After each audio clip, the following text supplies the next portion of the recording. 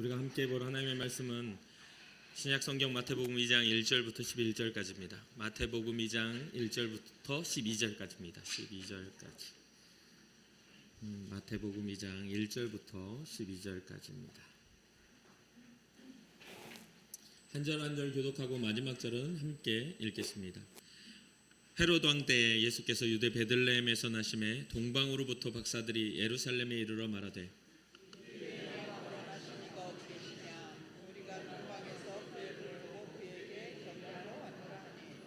헤롯 왕과 온 예루살렘이 듣고 소동한지라.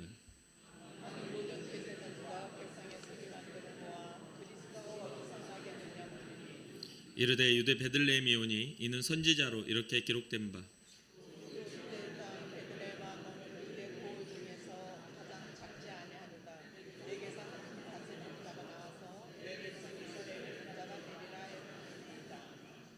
이에 헤롯이 가만히 박사들을 불러 별이 나타난 때를 자세히 묻고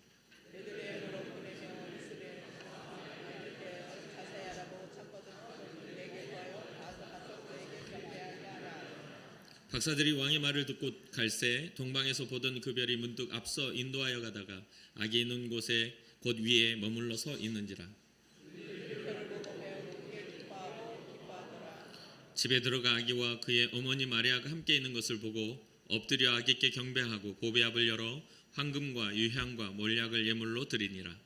그들은 꿈에 헤롯에게로 돌아가지 말라 지시하심을 받아 다른 길로 고국에 돌아가니라. 아멘.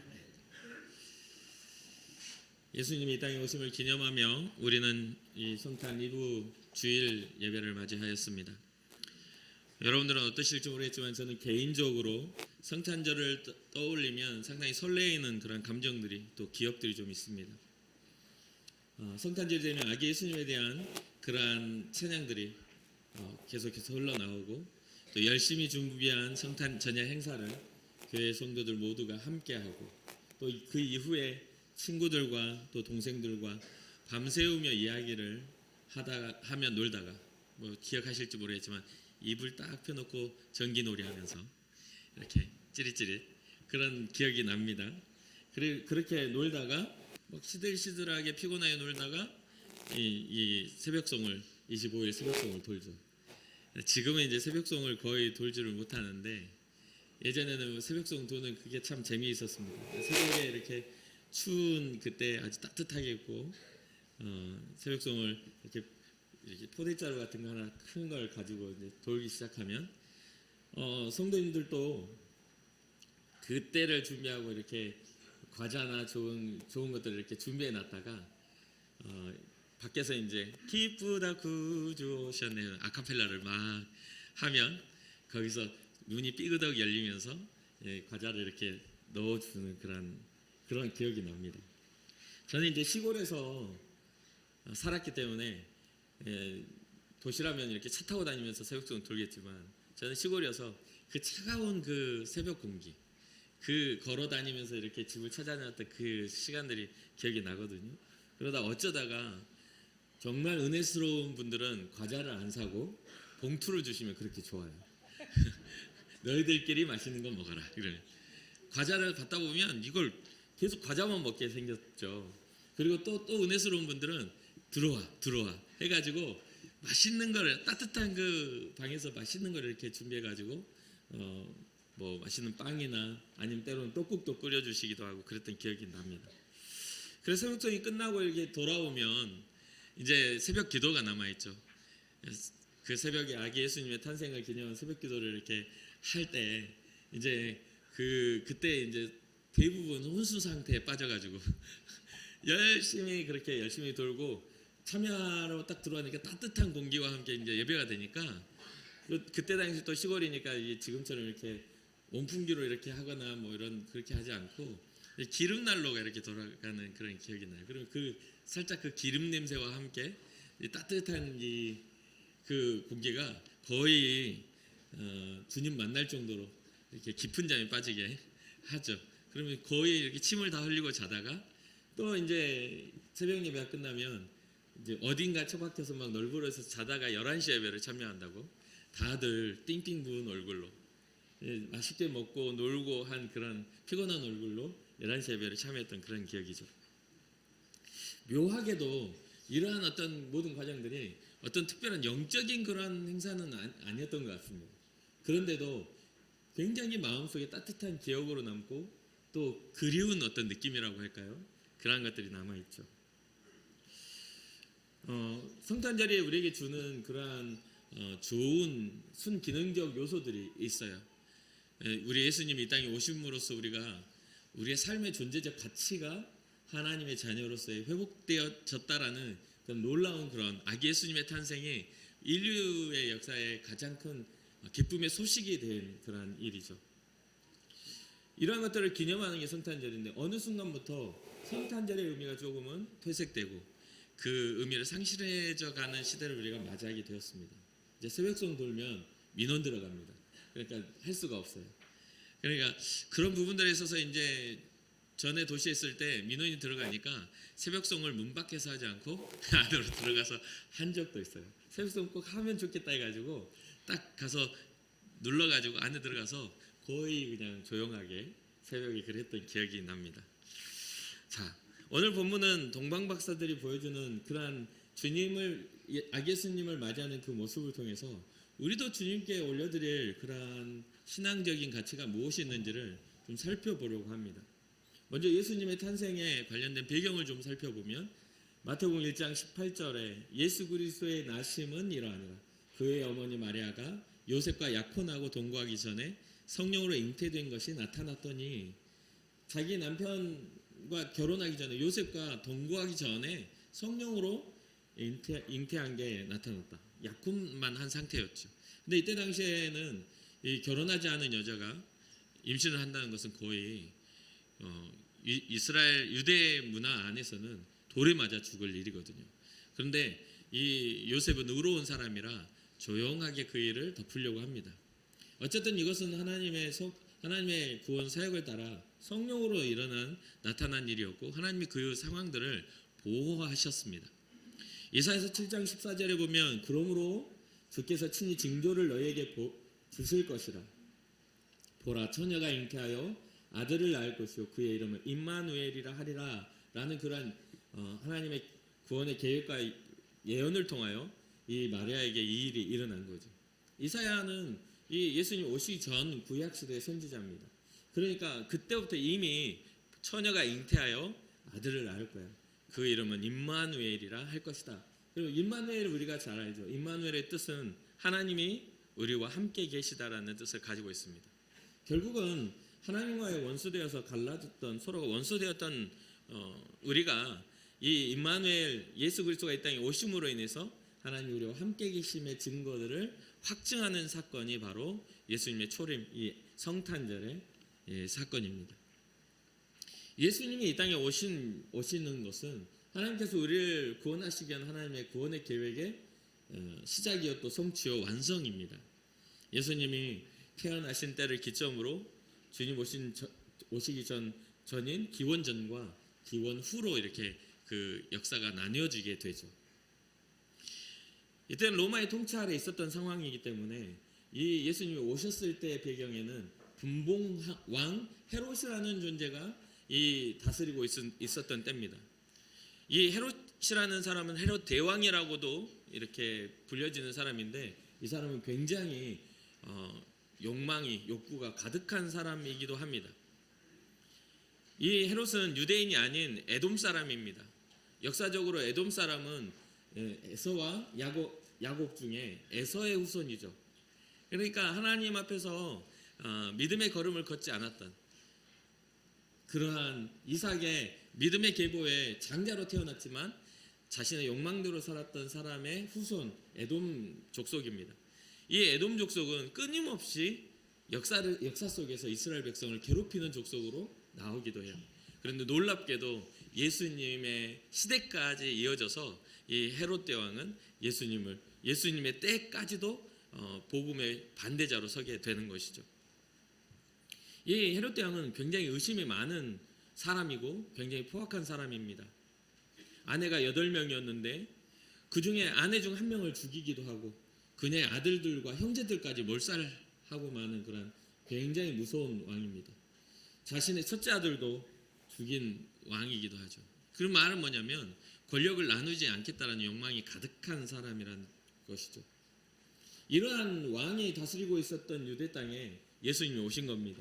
그리고 이때 당시에 예수님이 오셨을 때는 이스라엘이 나라를 잃어버리고 하나님 앞에 신앙을 잃어버리고 제대로 하나님이 기뻐하시는 그러한 모습을 갖추지 못하는 때 모든 죄가 관영하여 더 이상 소망이 없다라고 말한 그때에 예수님이 오신 것이죠.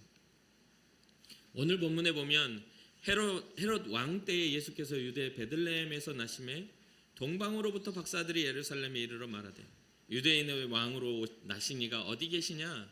우리가 동방에서 그의 별을 보고 그에게 경배하러 왔노라 하니 헤롯 왕과 온 예루살렘이 듣고 소동한지라 라고 1절부터 3절까지 기록합니다.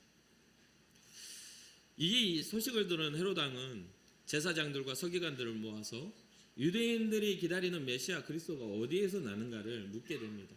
그리고 그곳이 예언을 통하여 유대 땅 베들레헴이라는 것을 알게 되고 이 사실을 알게 된 헤롯은 동방 박사들에게 자신도 경배할 것이니까 그 아기 메시아가 태어난 그것을 자세히 박사들을 불러놓고 자기도 경배할 테니 그것을 알게 되면 나에게도 말하여 나도 경배하게 하라라는 그러한 이야기를 합니다. 그런데 어떻습니까? 헤롯 왕은 포악한 왕이라 했잖아요. 헤롯 왕은 그럴 마음이 전혀 없는 왕이기도 합니다. 오늘 본문의 12절에 이 동방 박사들이 예수님께 경배를 한 후에 꿈속에서 헤롯에게 돌아가지 말라는 그러한 지시를 받고 자기 고국으로 휙 하고 가버립니다. 그러니까 이 헤롯 왕이 언제나 이야기를 해줄까 기다리는데 연락이 없어요. 나중에 16절에 보니까 이 박사들에게 속은 줄을 알게 된 거죠. 그러니까 엄청 화를 내서 사람들을 보내서 베들레헴과 그 모든 지경 안에 있는 그 사내 아이들을 박사들에게 자세히 알아본 후에 그때를 기준해서 2살 아래로 2살부터 그 아래에 이르는 아이들 다 죽여버립니다. 그러니까 이 헤롯 왕의 엄청난 만행을 알 수가 있는 거죠. 헤롯은 자신의 권력을 위해서 왜요? 유대의 왕으로 태어난 이에 대해서 박사들이 이야기했기 때문에 자기의 권력을 유지하기 위해서 아주 흉악한 범죄를 저지르게 되죠. 사람은 그렇습니다. 사람이 지금 현재 우리 예수님이 오셔야만 했던 이유들은 사람이 역사적으로 이기적인 존재고 또 자기중심적인 사고를 갖고 있기 때문에 너무나 많은 죄와 너무나 많은 악함이 만연되어져 있는 그때에 예수님은 그 죄를 용서하시기 위해 그리고 죽을 수밖에 없는 우리를 구원하시기 위해 이 땅에 오신 위대한 사건인 거죠. 이때 요셉과 마리아도 꿈을 통해 헤롯이 어떻게 하려는지를 알게 되고 밤에 급히 애굽으로 피합니다. 그리고 헤롯이 죽기까지 그 애굽에서 생활을 하게 되죠. 사람이 가진 죄는 개인별로 차이가 날 수는 있지만 하나님이 보셨을 때 그것이 죄의 유무의 어떤 상황들이지 죄의 크기의 상황이 하나님 앞에서는 되지 않습니다. 우리가 성경이 말하고 있는 죄는 영화롭고 존귀해야 할 사람의 그러한 모습들이 하나님과 연합되어졌을 때 가장 영화로운 모습, 가장 존귀한 모습이 되는 것인데 이 성경이 말하는 죄는 사람의 존귀함이 죄로 인하여 하나님과 멀어지게 된 것에 대한 경고를 하고 있는 것이죠. 창조주와 멀어져 버리는 우리 피조물인 사람들의 가치가 육체가 되고 죽을 수밖에 없는 그런 존재가 되었다는 것이 우리에게 드리워진 저주이기도 합니다. 이것을 해결하기 위해 이 땅에 예수 그리스도가 오게 되셨고 그 예수 그리스도의 이름으로 말미암아 우리는 하나님의 자녀로서의 자격이 회복되는 은혜를 입은 것이 바로 이 성탄절의 깊은 의미인 거죠. 이 동방 박사들이 보여준 그 모습 속에서 우리는 몇 가지의 신앙적인 가치들을 발견할 수가 있습니다. 먼저는 진리에 대한 열정입니다. 진리에 대한 지혜죠. 유대인의 왕으로 나신 이가 어디 계시냐라고 멀리서부터 그들은 유대인의 왕의 증거를 따라 정말 먼 길을 걸어옵니다. 지금처럼 비행기 타면 한번 휙 날아가는 때가 아니잖아요. 뭔가 정말 빠르게 달리는 자동차를 타고 찾아오는 것도 아니에요. 금방 갈 테니까 기다려 할 수 있는 그런 상황이 아니에요. 해가 뜨고 별이 보일 때 그때의 별의 움직임을 따라 끊임없이 그 길을 따라 와야만 했던 그러한 존재들입니다. 그들에게는 그러한 별을 따라오는 그 시간 속에 기대감이 있었을 겁니다. 정말 이거 예언된 그거의 성취 아니야? 유대인의 왕으로 오실 그분에 대한 성취 아닐까라는 그 기대감으로 그 별을 따라 가게 되죠. 그렇게 따라와서 그들의 증언을 들은 이 헤롯 왕과 유대인 이 예루살렘은 엄청나게 놀랍니다. 왜 놀랐을까요? 진정으로 이 땅에 메시아가 오는 것을 미리 먼저 알았어야 할 이 유대인들은 아무도 알지 못하고 그들의 영적인 무지함이 주님이 이 땅에 메시아로 오시는 것들을 알아보지 못한 영적인 잠에 빠져 있었기 때문입니다. 그래서 동방으로부터 온 박사들의 그 증언은 이들에게 엄청난 충격을 안겨주죠. 그렇기에 3절 헤롯 왕가 온 예루살렘이 듣고 소동한지라라고 기록하는 것이죠. 두 번째로는 이 동방 박사들이 보여준 것들 속에는 분별하는 믿음의 눈입니다. 우리가 동방에서 그의 별을 보았다. 그의 별을 보고 따라왔다. 그 별과 함께 어떠한 일들이 그들에게 일어났는지 세세하게 성경은 우리에게 잘 알려주고 있지는 않지만 그들은 그 별의 움직임이 예언의 성취가 되는 것임을 깨달아 알았던 것 같습니다. 이 박사들은 뭔가 진리를 탐구하며 그것을 알려고 했던 사람들인 것 같기도 해요. 박사들이 유대인의 왕으로 나실 메시아를 아는 것에 대한 배경은 분명하게 알 수 있지는 않습니다. 박사들의 삶의 배경이나 그들이 어떤 신을 섬기며 어떤 삶을 살았으며 어떤 존재들인지에 대해서도 성경은 크게 기록하고 있지 않죠. 그러나 한 가지 확실하게 우리가 알 수 있는 것은 유대인의 왕으로 나신 이에 대한 이해를 이들이 하고 있었다라는 사실입니다. 단순히 인도하는 별만 보고 알 수 있는 내용은 아니라는 것이죠. 어떠한 특별한 계시를 통해서 어떠한 하나님의 이끄심을 통해서 이들은 이끌림을 받는 사람들이었고 그 이끄심에 어떠한 사람이 믿음의 눈으로 순종하는 사람들이었다라는 것을 우리는 깨닫게 됩니다. 그리고 이들의 이동은 헤롯 왕과는 다릅니다. 헤롯 왕은 그걸 나에게도 알려달라고 하며 경배하겠다라는 말을 하지만 결국 그의 모습 속에는 두 살 아래로 모든 아이를 죽이는 폐악과 포악이 담겨 있잖아요. 그런데 이들에게는 진정으로 오시는 그분을 향한 경배가 담겨 있었음을 알게 됩니다. 그에게 경배하러 왔노라라고 증언하는 것이죠. 요즘은 크리스마스의 의미가 많이 퇴색되어져 있습니다. 예수님이 중심되어야 하는 시간이 오히려 예수님과 전혀 상관없는 즐거움이 되어버렸습니다. 요즘에는 크리스마스를 믿지 않는 사람들이 더 좋아합니다. 엄청 좋아해서 여러 가지의 크리스마스의 의미들이 주님이 오신 아기 예수님의 탄생은 부수적인 것들이 되고 맙니다. 그러나 이 크리스마스의 목적은 동방 박사들의 모습처럼 우리의 영원한 왕, 유대의 왕, 그리고 모든 인류를 구원하시는 지금 밝혀져 있는 모든 인류를 구원하시는 메시아의 이 땅에 오신 일에 대한 그분에 대한 경외와 경배가 담겨 있어야 되는 것이죠. 그래서 크리스마스는 주님께 집중하고 주님을 사랑하는 시간이 되어야 합니다. 여러분 어떻습니까? 생일은 내가 생일인데 기뻐 날뛰는 건 남이 기뻐 날뛰면 기분 안 좋지 않겠습니까? 그렇잖아요. 내 생일인데 자기가 더 좋아해. 축하받으려고 해.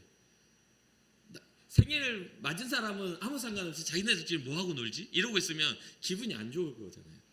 예수님, 우리 주님이 오심도 마찬가지죠. 주님이 이 땅에 오신 의미에 대해서 우리는 아무런 생각 없이 우리만 그냥 즐겁고 우리만 만족하고 있다면 그거는 좀 주님의 그 사랑과는 동떨어진 이야기가 아닌가 생각이 드는 거죠. 그러니 크리스마스의 목적, 그 의미를 우리는 잊지 말아야 합니다. 끝으로 아기 예수님 앞에 엎드려 그의 앞에 엎드려 그들이 보여주는 그런 신앙의 모습입니다. 그 앞에 엎드려 어떻게 하죠? 경배하며 준비되어진 보배압을 여는 것을 보게 되죠. 요즘 한국교회가 신앙생활이 아닌 종교생활을 하는 사람들이 굉장히 많다라는 지적들이 나옵니다. 예수 그리스도께서 우리를 구원하심에 대한 그런 경배와 기쁨으로 나오는 것보다 이 교회가 주는 안정감과 자기 만족을 위해 교회를 찾는 사람들이 많아져 가고 있는 것이죠. 그렇기에 신앙의 기준이 주님께 없으니까 신앙이 흔들리는 이유가 그 외적인 것에서 발견되는 것이죠. 교회를 나오다가 실망해서 교회를 떠난다 하는 사람들은 대부분 예수님 때문에 실망하는 게 아니라 교회의 성도들이나 목회자나 교회 시스템이나 여러 가지 부수적인 것에 실망해서 교회를 떠난다고 이야기합니다. 그러니 이게 좀 이상하지 않습니까? 우리가 주님 앞에 나와왔을 때 우리가 바라보고 우리가 묵상하고 우리가 경배하고 우리가 예배해야 하는 그 대상이 우리 주님이신데 우리는 주님의 성전에 나와 옆 사람을 바라보고 교회 시스템을 바라보고 교회의 어떤 모난 부분이나 우리를 상처 입히는 부분들 때문에 교회를 떠난다고 말하는 것이죠. 여러분, 우리가 자녀들을 키워보면요, 막 아이를 태어나서 이렇게 아이가 태어나면 모든 기퉁이에 그 아이가 다치지 않도록 뭔가를 붙여놓습니다. 모서리가 없어지는 게 아니라 그 모서리를 부딪혀도 안전할 수 있도록 그 모서리에 안전장치를 하는 것이죠. 아이가 모서리를 딱 부딪히더니 이 집에서 못 살겠네, 나가지 않습니다. 이건 이상한 거예요. 밥 먹다가 뜨거운 걸 줬다고 이 엄마가 미쳤네 하고 나가지 않아요. 이상한 겁니다. 상식적이지 않은 거예요. 우리는 하나님을 아버지라 부르잖아요. 이 하나님의 우리 성전을 하나님의 집, 아버지의 집이라고 말하잖아요. 그러니 여러분들의 신앙은 모서리에 부딪혔다고 집 밖을 뛰쳐나가는 존재가 돼서는 안 됩니다.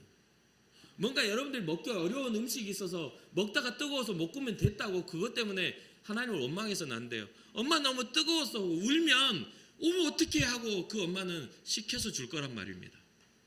그런데 이게 방향성이 이상해지면 한번 딱 뜨거웠으니까 20년 뒤에 엄마가 20년 전에 나한테 뜨거운 거 줬었잖아. 그때 내가 못 구면 딘 거 아직도 기억하고 내가 얼마나 상처되는 줄 알아? 무슨 기도가 그런 기도가 있냐 이 말이에요. 인생에서 상처받으면요 10년 20년 주님을 떠나 살면서 그 이야기를 계속 반복합니다. 전도를 해보면 믿음을 상실한 사람들이 대부분 그런 이야기를 해요. 집안에 살면서 형이 나를 힘들게 했다고 집을 원망하며 뛰쳐나간 사람 별로 없습니다. 우리 집도 마찬가지예요. 큰애가 세니까 한동안 큰애가 정신이 없을 때는 딱 뭐 이렇게 집에 들어오면 자기 조그만 막내 동생한테 안마 좀 해봐. 그러면 자기도 피곤해 죽겠는데 조그만 손으로 안마를 하다가 나중에 형이 크고 자기도 좀 큰 다음에 원망을 하는 거예요. 내가 얼마나 힘들게 살았는 줄 알아요? 그러면서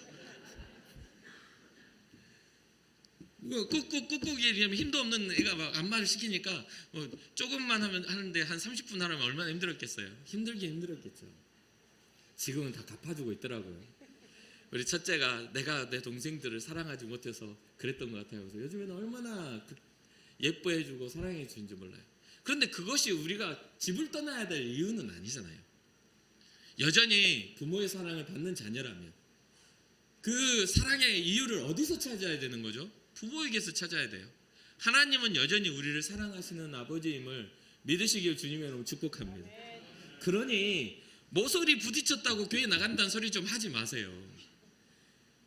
아니 교회에서 밥 먹다가 화내고 나는 교회 안 나가고 하지 마시라고요. 어쩔 때는 밥맛이 없을 때도 있고 엄마가 해준 밥이 맛없을 때도 있어요. 아침에 일어나면 아침 내도록 밥 먹여서 보내려고 투쟁하는 부모 모습도 보잖아요. 우리 하나님 우리에게 좋은 걸 주시려고 가장 선한 걸 주시려고 하나님은 매 순간 매 시간마다 우리에게 일하고 계시는데 우리는 거기에 관심이 없고 입맛이 없어요. 먹기 싫어. 이렇게 살아가는 게 우리의 연약함 아니겠습니까? 사랑하는 성도 여러분, 주님 앞에 엎드려서 보배압을 깨뜨렸던 동방박사들의 그러한 경외와 경배를 배우시기를 주님의 이름으로 축복합니다. 그래서 저는 그냥 하는 소리지만 우리 아이들이 복을 받았으면 좋겠어서 항상 축복하는 게 그런 게 있습니다. 받을 생각은 없는데 너희들은 나중에 크면 나한테 100억씩 갚아 그랬어요. 이왕 축복을 할 거면 그 정도는 해줘야 되는 거 아닙니까? 그렇죠. 나중에 100만 원씩 줘라 이러지 말고 나중에 100억 갚아 그래요. 그게 축복이에요. 그러면 애들이 어떻게 내가 백억 갚아 그럴 수도 있지만 재미있게도 이 아이들이 그래요. 나중에 백억 갚으려면 열심히 살아야 될 것 같아요. 이렇게 이야기를 해요. 이 하나님 앞에 그 믿음의 씨앗을 심고 받으려면 큰 걸 심고 큰 걸 받으세요. 이만큼만 걸 심고 이만큼만 받으려고 하는 그런 어떤 생각보다 하나님이 가치 있게 받으실 만한 믿음을 드리고, 이게 말이 그렇지 받을 생각이 없어요. 저는 주면 감사하고 못 줘도 할 수 없는 거죠. 그게 부모 마음 아니겠습니까? 자녀들은 제가 투자하고 빚쟁이로 빚받는 존재가 아니에요. 제 걸 다 가지고 간다 해도 아마 저는 기쁨으로 줄 마음이 있죠. 우리 애들 여기 예배 안 드리죠? 그런 마음으로 우리가 자녀를 사랑해야 되는 게 아니겠습니까? 하나님이 우리에게 그러신 분이에요. 자기 아들도 아낌없이 우리를 주셔서 우리를 사랑하시고 구원하시겠다는 하나님의 계획, 그 높은 보좌를 버리시고 이 땅에 오신 그분.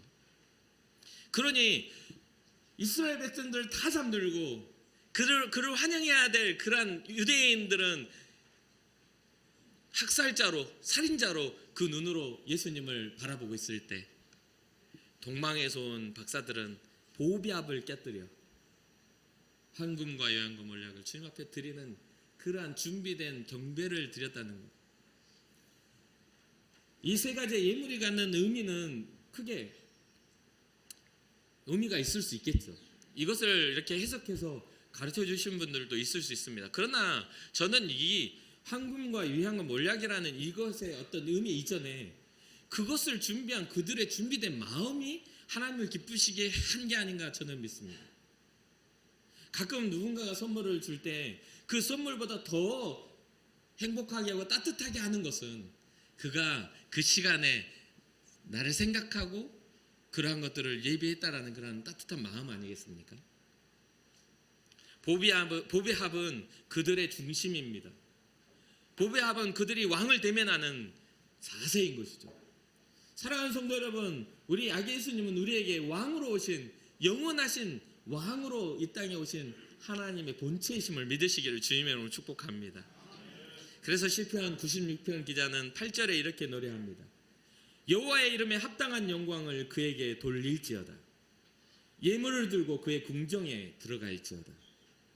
빈손으로 주님 앞에 나아가지 않고 그 이름에 합당한 영광의 마음을 가지고 예물을 들고 그의 궁정에 들어가라, 이렇게 이야기하고 있어요.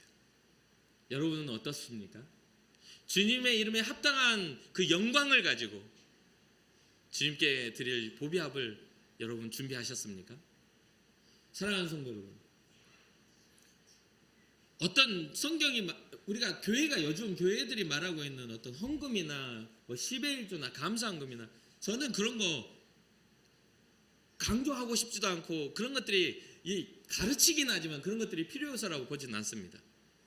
그런데요, 거기에는 우리의 마음이 담겨 있습니다. 여러분들에게 이러한 부분 성경의 가치이기 때문에 가르치지만 저는 저의 하나님을 위하여 저의 삶을 구별합니다. 누군가의 시선이나 누군가의 말하는 어떤 개념 안에서 그 가치를 실현하지 않습니다. 저는 하나님의 자녀입니다. 하나님의 아버지라 부르는 제가 하나님께 드리는 것은요, 다른 사람의 요구가 아닙니다. 저의 신앙의 결단이요, 하나님을 향한 사랑인 것이죠.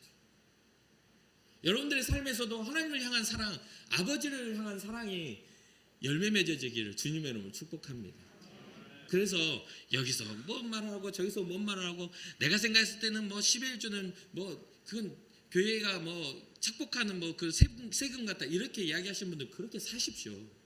괜찮아요. 그렇게 사셔도 됩니다. 주님 앞에 갔을 때 좀 가난하게 살면 돼요. 여기서 이 가치로 열심히 사시다가 하나님 나라에 종과 동록이 해야지 못할 곳에 천국의 창고에 쌓으라고 하셨던 예수님의 가르침을 무시하시고 가서 그냥 대충 번거지 옷 입고 사시면 됩니다. 거지 같은 옷 입고 사세요. 저는 여기에서 이체 잘 해놨다가 영광스럽게 살 테니까요. 다른 사람 상관이 없어요. 저는 여러분보다 훨씬 가난한 인생을 살았기 때문에, 물론 죄송해요. 전 부유한 삶을 살았지만 하나님 앞에 부유한 자로 살아왔기 때문에 앞으로도 그렇게 살 겁니다. 누군가의 말, 어떤 목회자나 학자들의 이야기 때문에 10의 1조를 결정한다? 왜요? 성경에 나와 있는데. 하나님 앞에 나와 예물을 결정한다. 왜요? 성경에 나와 있는데요. 누군가의 말 때문에 하는 게 아니라는 거예요. 우리의 신앙으로 주님 앞에 나오는 겁니다. 동방 박사들의 보배 앞처럼 말이죠. 이해가 됐습니까? 절대로 교회가 여러분들에게 그런 것들을 강요하지 않아요. 우리의 신앙의 고백인 것이죠. 오늘날의 현대인들이 가지고 있는 그러한 물질적 개념이 너무 커지다 보니 거기서 쪼개서 주님 앞에 드린 것들이 아까워지는 것이죠. 그런 하나님이 만약에 실질적으로 여러분들을 축복하시고 여러분의 삶을 복 주신다면 아까우시겠습니까? 주님이 풍성하심이 여러분들의 삶에 직접적인 영향을 미쳐 여러분 삶을 복되게 한다면요. 그게 현실감이 있지 않기 때문에 영적인 세계이기 때문에 아까워지는 것이죠. 사랑하는 성도 여러분, 동방 박사들은 유대인의 왕으로 오신 아기 예수님께 그의 합당한 영광을 보배압을 깨뜨려 드린 겁니다. 또한 말씀을 마무리를 하자면 크리스마스는 축제가 맞죠. 우리에게 생명의 빛이 비춰진 말씀이 육신이 되어 이 땅에 오신 그런 놀라운 은혜이기 때문에 크리스마스는 우리에겐 축제입니다. 그러나 예수님 입장에서는요, 하늘의 보좌에 영원한 왕, 영원한 다스리는 권세를 가지시니가 자기의 것을 다 내려놓고 우리에게 오신 사건, 우리가 당해야 할 고난과 고통들을 주님의 몸에 흔적으로 남겨야 하고 죽음을 겪을 이유가 없으실 그분이, 영원히 영존하시는 그 하나님이 우리의 아픔과 죽음을 대신 짊어지신 사건이 과연 축제일까요? 여러분, 희생하라면 그게 축제입니까? 그건 고통이고 괴로움이죠. 그런데 그것보다 더 큰 사랑이 있기에 그 고통을 감내하셨던 주님의 입장, 또 한편으로는 자기 아들을 이 땅에 보내신 아버지의 심정으로는요, 그 아버지의 심정은 어땠을까요?